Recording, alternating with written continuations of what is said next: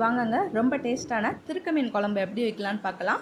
ஒரு கைப்பிடி அளவு புளி, ஒரு கைப்பிடி அளவு கல்லுப்பு, ரெண்டையும் தண்ணி சேர்த்து நல்லா கரைச்சி எடுத்து வச்சுக்கலாங்க. திருக்க மீன் ரொம்ப உடம்புக்கு ரொம்ப நல்லதுங்க. ஆப்ரேஷன் பண்ணவங்க, குழந்தை பெற்றவங்களுக்குலாம் ரொம்ப நல்லது. அரைக்கிறதுக்கு என்ன தேவைன்னு பார்த்தலாம்.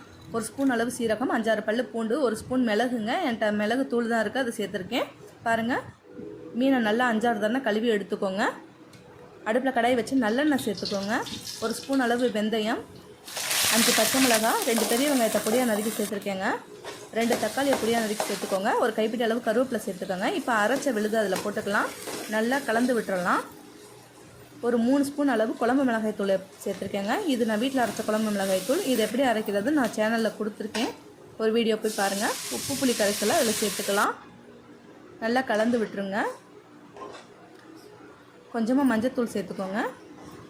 திருக்க மீன் நம்ம வாங்கும்போது ரொம்ப கவனமாக பார்த்து வாங்கணுங்க. அது மேலே சின்ன சின்ன புள்ளிகள் இருக்கும். அந்த மாதிரி மீன் வாங்கிடக்கூடாது. அது ரொம்ப கெட்ட ஸ்மெல்லு அடிக்குங்க. மீன் மேலே வலுவலுன்னு இருக்கணும். எந்த இடத்துலையும் டாட்ஸ் எதுவுமே இருக்கக்கூடாது. அந்த மாதிரி திருக்க மீன் வாங்கிக்கோங்க. மீன் அதில் சேர்த்துக்கலாங்க. நல்லா கலந்து விடுங்க. இந்த மீன் குழம்பு முதல் நாள் சாப்பிட்றதோட மறுநாள் ரொம்ப டேஸ்ட்டாக இருக்குங்க. உடம்புக்கும் ரொம்ப நல்லது. இந்த மாதிரி செஞ்சு பாருங்கள். செஞ்சு பார்த்துட்டு உங்களுக்கு பிடிச்சிருந்துச்சின்னா என்னோடய சேனலை லைக் பண்ணுங்கள், ஷேர் பண்ணுங்கள், மறக்காமல் சப்ஸ்கிரைப் பண்ணுங்கள். பாருங்கள், குழம்பு நல்லா கொதிச்சு வந்துருச்சு. நல்லா கலந்து விட்டுருங்க. மற்ற மீன் மாதிரி இல்லைங்க, இது கூட கொஞ்சம் நேரம் வேக விடணும். நல்லா வெந்து வரட்டும். குழம்பு ரொம்ப கெட்டியாக வைக்கக்கூடாதுங்க, கொஞ்சம் தண்ணி போல் தான் வைக்கணும். கடைசியாக கொஞ்சமாக நல்லெண்ணெய் சேர்த்து 2 தடவை கொதிக்கட்டுங்க. அவ்வளோதாங்க, குழம்பு ரெடி ஆயிடுச்சு. ரொம்ப டேஸ்ட்டாக இருக்குங்க அந்த குழம்பு. பாருங்கள், என்னோடய சேனல் பிடிச்சிருந்துச்சின்னா லைக் பண்ணுங்கள், ஷேர் பண்ணுங்கள், மறக்காமல் சப்ஸ்கிரைப் பண்ணுங்கள். தேங்க்யூ.